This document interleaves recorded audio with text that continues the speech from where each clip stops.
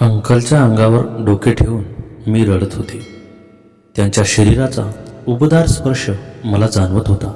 अंकलने हळुवारपणे माझ्या पाठीवर हात फिरवला आणि मला शांत करण्याचा प्रयत्न केला.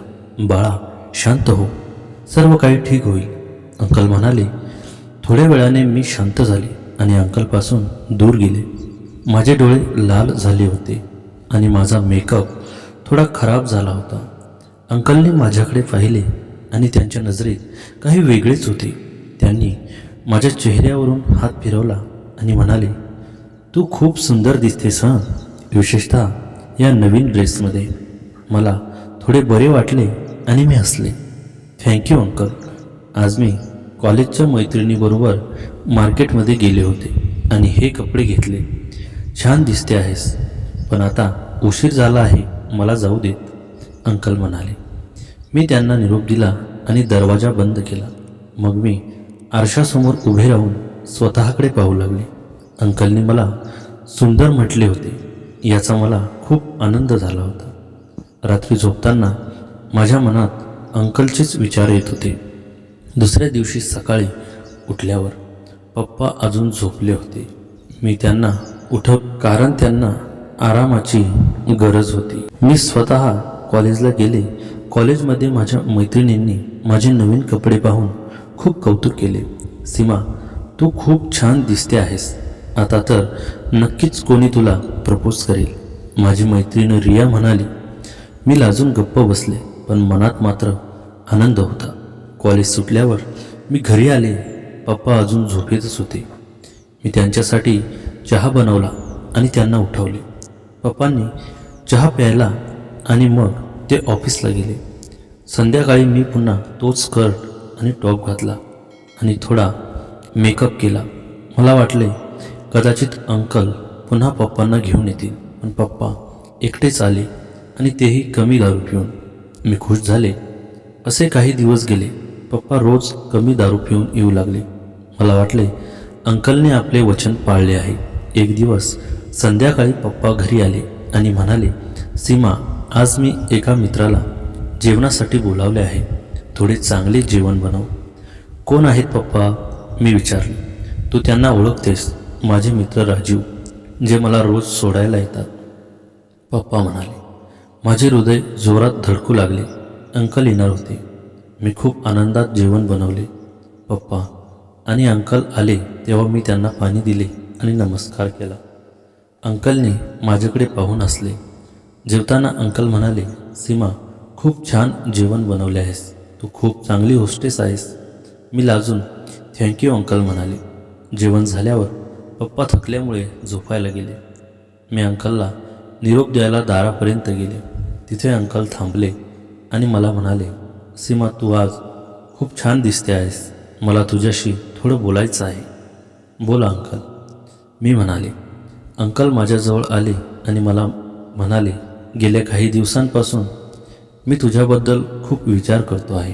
तू खूप सुंदर, हुशार आणि समजूतदार आहेस.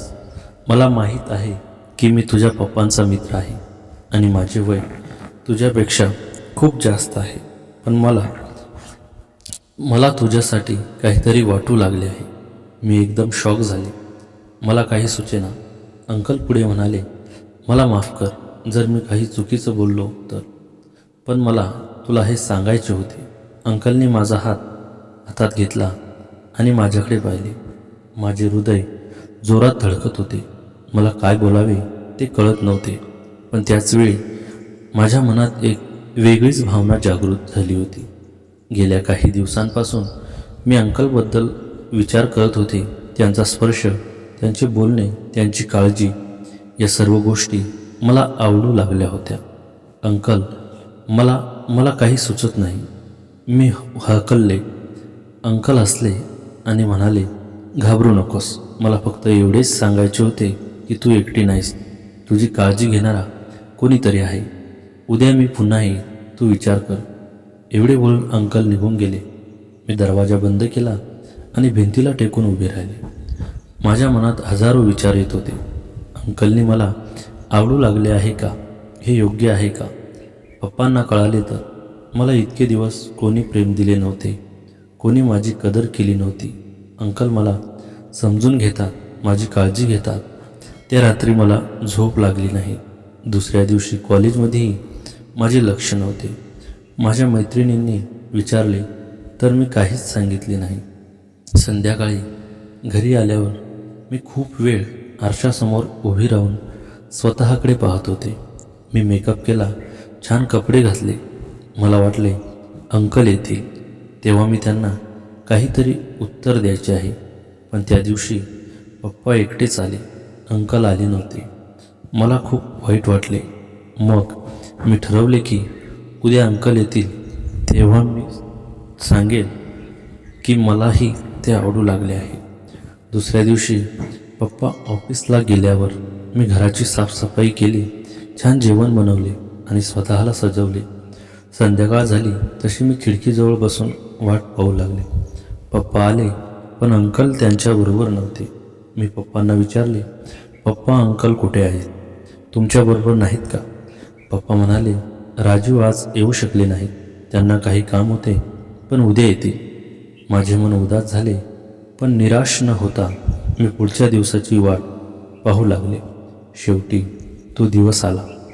संध्याकाळी पप्पा आणि अंकल दोघेही आले. अंकलने माझ्याकडे पाहतच असले. मी लाजून खाली पाहिले. जेवण झाल्यावर पप्पा झोपी गेले. मी अंकलला निरोप द्यायला दारापर्यंत गेले. तिथे अंकल थांबले आणि माझ्याकडे पाहू लागले. सीमा, तू विचार केला का माझ्या बोलण्यावर? अंकलने विचारले. मी हळू आवाजात म्हटले, हो अंकल, मी विचार केला. आणि अंकलने उत्सुकतेने विचारले. मी त्यांच्याकडे पाहिले आणि म्हणाले, मलाही तुम्ही आवडू लागला आहात. तुम्ही माझी काळजी घेता, मला समजून घेता, पण हे योग्य आहे का? पप्पांना कळाले तर? अंकल हसले आणि माझ्याजवळ आले.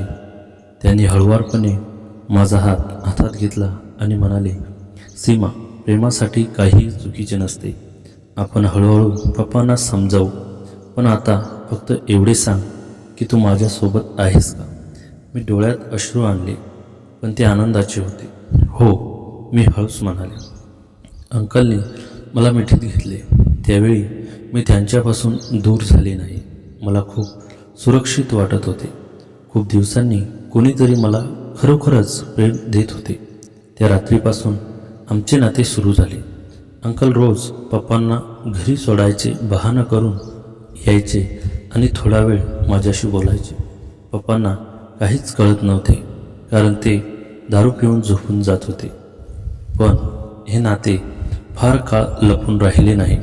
एक दिवस पप्पा लवकर घरी आले आणि त्यांनी आम्हाला एकमेकांच्या जवळ बोलताना पाहिले. ते खूप संतापले पण मी त्यांना समजावले की अंकलने मला एकटीला साथ दिली आहे, माझी काळजी घेतली आहे. पप्पांना सुरुवातीला राग आला पण हळूहळू त्यांना समजले की त्यांच्या दारूच्या आहारी गेल्यामुळे मी एकटीच होते आणि मला कोणीतरी हवे होते. आज अंकल आणि मी चांगले मित्र आहोत. पप्पांनी दारू पिणे कमी केले आहे. आम्ही तिघेही एकत्र वेळ घालवतो. माझे आयुष्य आता आधीसारखे एकटेपणाचे राहिले नाही. मला समजले की प्रेम कोणत्याही वयात, कोणत्याही रूपात येऊ शकते आणि ते स्वीकारण्यासाठी धैर्य लागते. तर मित्रांनो, कथा आवडली असेल तर लाईक, शेअर आणि चॅनलला सबस्क्राईब नक्की करा. धन्यवाद.